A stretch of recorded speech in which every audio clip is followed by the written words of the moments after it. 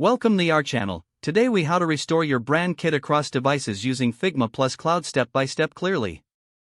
Open your Figma application on your primary device.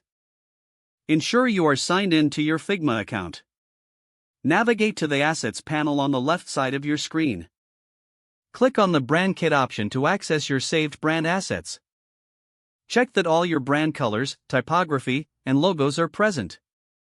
Select each asset to confirm that they are functioning correctly. Now, open the Figma Cloud page in your web browser. Log into your Figma Cloud account using the same credentials. Once logged in, click on the Team Library section. Identify the brand kit you want to restore across devices. Hover over your brand kit and click on the Share icon. Ensure that your brand kit is set to public if you want access on other devices. If necessary, change the access settings to allow team members or devices to view. Go back to your primary device's Figma application. In the Assets panel, click on the Library icon. Toggle on the brand kit you just set up in the cloud.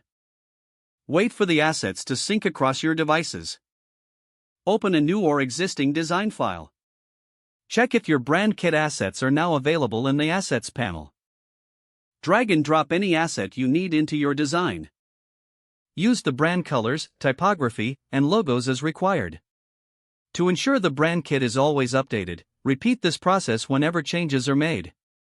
You have now successfully restored your brand kit across devices using Figma and the cloud.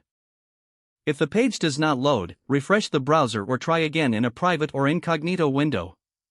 Make sure you are using the correct email address, then retype it carefully to avoid small typos. If your password is not accepted, use the reset option and create a new strong password you can remember. Check your spam folder for verification or security emails, then complete any requested confirmation steps. Enable two-factor authentication if available to improve account security and reduce unauthorized access risk. Don't forget to like this video and subscribe to our channel for more step-by-step tech guides.